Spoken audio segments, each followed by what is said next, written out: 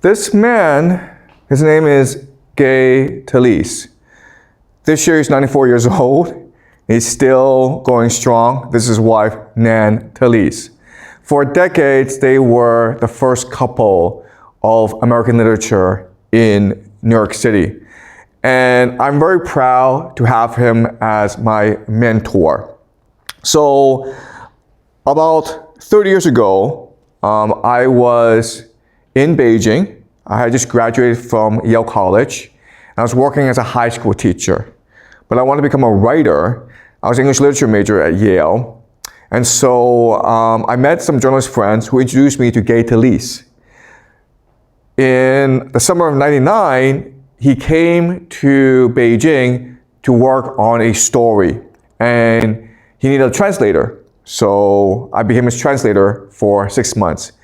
And during those 6 months, I received the best education any young writer could receive from the greatest American writer of his generation.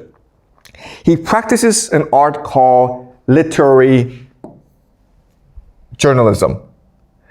And no one else practices this the way he does. So what he does is that he will spend hours and hours just talking with someone, trying to get to know this person, trying to understand the world from this person's perspective. And then after spending days, months with that person and talking to other people around him or her, he will try to draw out a memory from that person and put it in words in a way that resonates with his audience. And he is a genius.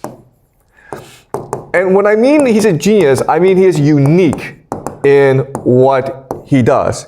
Every writer we've read this semester, whether it's Homer or Dante, even Talese, we'll read him today, they are unique in what they do. Harold Bloom, the great American literature critic, says that great literature is shocking.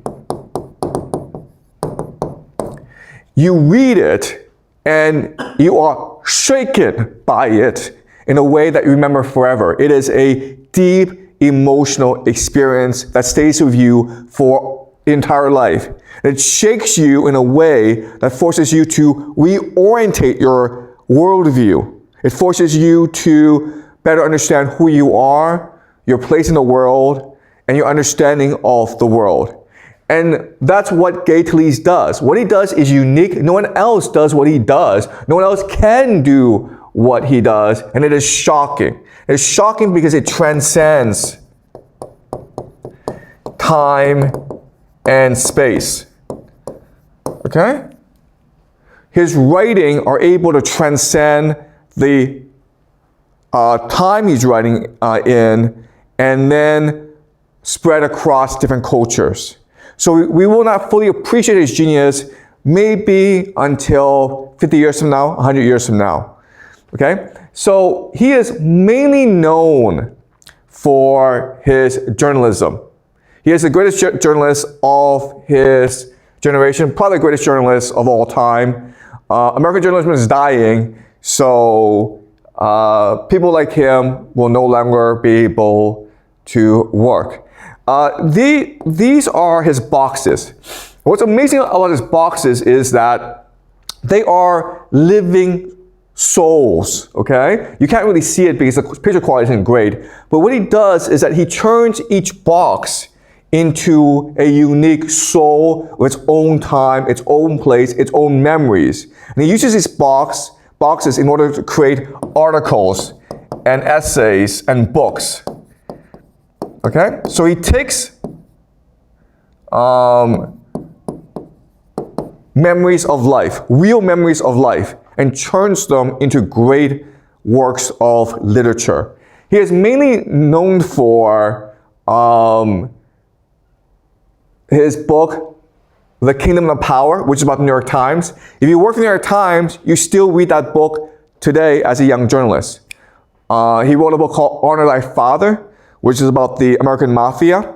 And he wrote an essay, a magazine article called Frank Sinatra Has a Cold, which is considered the greatest American magazine essay ever written. Today, I want to talk about a work that people don't really discuss about Gay Talese. It's called Thy Neighbor's Wife. Thy Neighbor's Wife.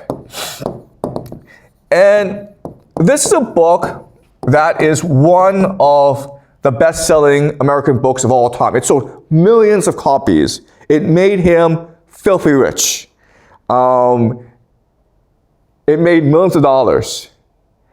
At the same time, it basically destroyed his career because in the late 70s, when this book was published, he was a really respected journalist, writer. He was a celebrity, and he was married to a beautiful book editor named Nan Talese, who will go on to have a spectacular publishing career. And when you're famous as an American in the 70s, there are certain ways you have to behave. Okay? You have to respect rules and conventions. You have to respect taboos. And at the height of his fame, and this is like his, mid-40s, he decides to do something that completely went against the convention, the rules, the morality of that time. He decided to write a book on sex. And there have been lots of books published about sex before, but the way he decided to go write about this book was itself unconventional. He decided to write about sex. He needed to go into the heart of darkness itself. He needed to explore the deepest, darkest, most depraved secrets of humans. Okay? And so he would spend at least 10 years engaged in all sorts of really strange activities rich, famous men should not do in public, okay? Yes, I understand rich, famous men are hypocrites and they do this in private, but they don't do it in public and let the whole world know about it, and don't certainly write a book about it, okay? But the guy decides to become a manager at a massage parlor. He will go to California and engage in orgies. He will masturbate with other men, but he is an anthropologist. He is trying to understand the complexity of humans. And to do that, you first need to appreciate sex. Okay? So this is a book that no one talks about because it is so controversial. It is so disturbing. It's disturbing because it's truthful. All right? Because it tells us that human beings are ultimately animals. And so I think this is one of the most courageous books ever written because it puts a mirror to us and shows us that we're just basically monkeys. But at the same time, it's also one of the most enlightening, inspiring books that we've written because that has ever been written, because if you look at the act of sex of human beings, it's different from animals, because ultimately what lies behind sex is religion, our need, our search for God. Ultimately, that's why we have sex. If you actually read this anthropological study of sex, then you understand that we humans are first and fundamentally religious beings that seek to return to God. It's something that Homer and Dante has talked about before in the past, right?